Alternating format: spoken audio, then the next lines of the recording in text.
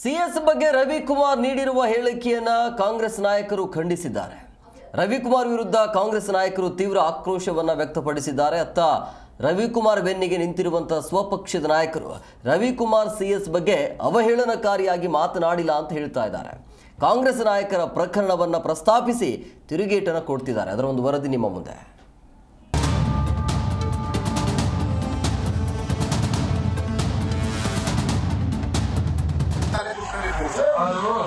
ರಾತ್ರಿ ರಾಜ್ಯ ಸರ್ಕಾರಕ್ಕೆ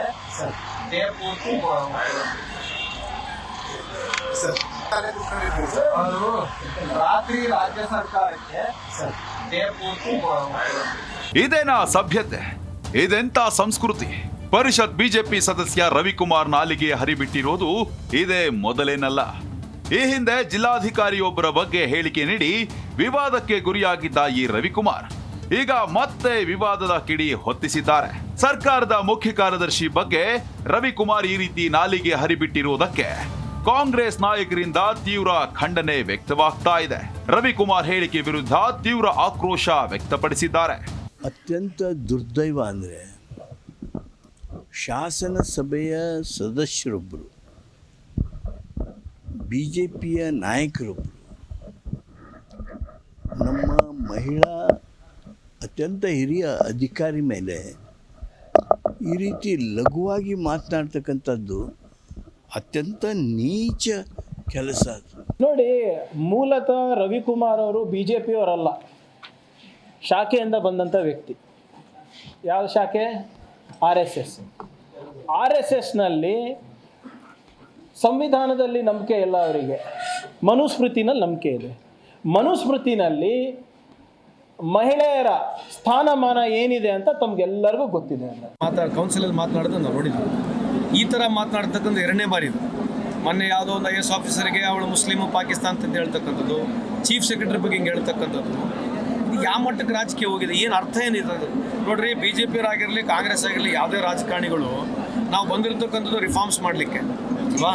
ನಾವು ಬಂದಿರತಕ್ಕಂಥದ್ದು ಏನೋ ನಮಗೆ ಏನು ದೇವರು ಒಂದು ಅವಕಾಶ ಕೊಟ್ಟಿರ್ತಾನೆ, ಅದರಲ್ಲಿ ನಾವೇನೋ ಸಮಾಜದಲ್ಲಿ ಒಂದು ಬದಲಾವಣೆ ತರಲಿಕ್ಕೆ.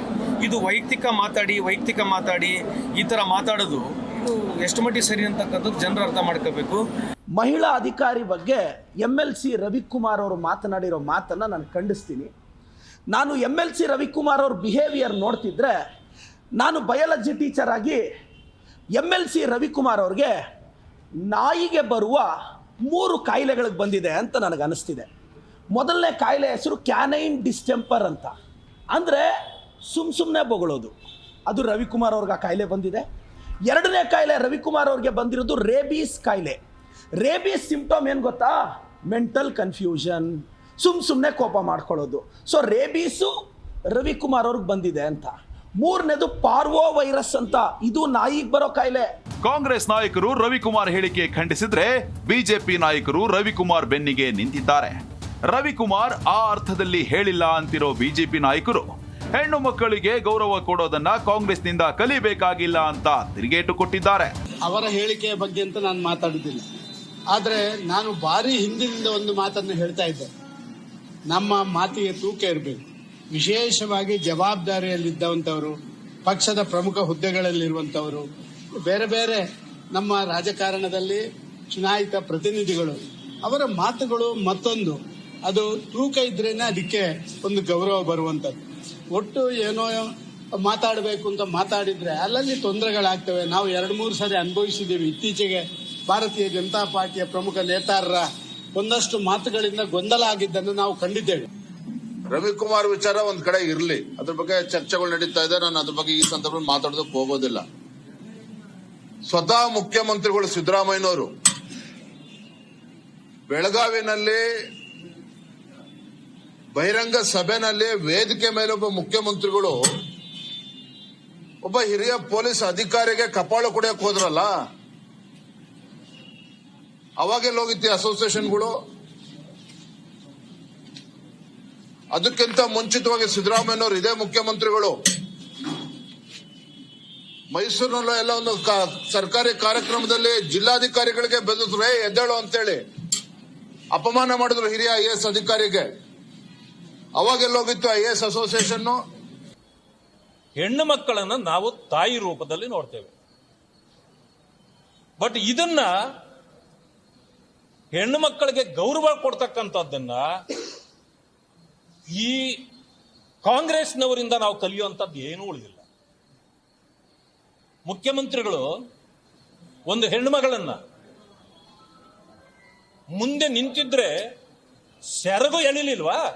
ಏನಾದ್ರು ನೋಡಿ ಏನಾಗಿದೆ, ಅವರಿಗೆ ದಿನ ಬೆಳಗ್ಗೆ ಅದರ ಭ್ರಷ್ಟಾಚಾರ. ಈಗ ಲೋಕಾಯುಕ್ತದ ಹೆಸರಿನಲ್ಲಿ ವಸೂಲಿಗೆ IPS ಅಧಿಕಾರಿಗೆ ನಿಂತ್ಕೊಳ್ತಾರೆ. ಇದು ಇವರಿಗೆ ಗಂಭೀರವಾದ ವಿಷಯ ಅಲ್ಲ. BR ಪಾಟೀಲು ಮನೆ ತಗೊಳ್ಬೇಕು ಅಂತ ಹೇಳಿದ್ರೆ ಲಂಚ ಕೊಡಬೇಕು ಅನ್ನೋದು ಗಂಭೀರವಾದ ವಿಷಯ ಅಲ್ಲ. ಅದನ್ನೆಲ್ಲ ಬದಿಗೆ ಸರಿಸೋದಕ್ಕೆ ಪ್ರಿಯಾಂಕ್ ಖರ್ಗೆ ಅವರು RSSನ ಮುಂದಕ್ಕೆ ಇಡ್ತಾರೆ. ಅದನ್ನು ಬದಿಗೆ ಸರಿಸೋದಕ್ಕೆ ರವಿಕುಮಾರ್ ಅವರು ಹೇಳಿದ್ದಾರೆ ಅಂತ ಇವರು ಕ್ರಿಯೇಟ್ ಮಾಡ್ತಾರೆ ಅಂತ ಅನಿಸುತ್ತೆ. ಯಾಕೆ ಅಂದರೆ ವಿಷಯಾಂತರ ಮಾಡಬೇಕು ಅಂತ ಹೇಳಿ. ಈ ಟೂಲ್ ಕಿಟ್ ಪೊಲಿಟಿಕ್ಸ್ನ ಭಾಗ. ರವಿಕುಮಾರ್ ಹೇಳಿಕೆ ರಾಜ್ಯ ರಾಜಕೀಯದಲ್ಲಿ ಕಿಚ್ಚು ಹಚ್ಚಿದೆ. ಏನೇ ಆಗಲಿ, ರಾಜಕೀಯ ನಾಯಕರು ರಾಜಕೀಯ ಲಾಭಕ್ಕಾಗಿ ಈ ರೀತಿ ಕೀಳು ಮಟ್ಟದ ಹೇಳಿಕೆ ನೀಡೋದು ಎಷ್ಟು ಸರಿ ಅನ್ನೋದೇ ಪ್ರಶ್ನೆಯಾಗಿದೆ. Bureau report, Zee Kannada news.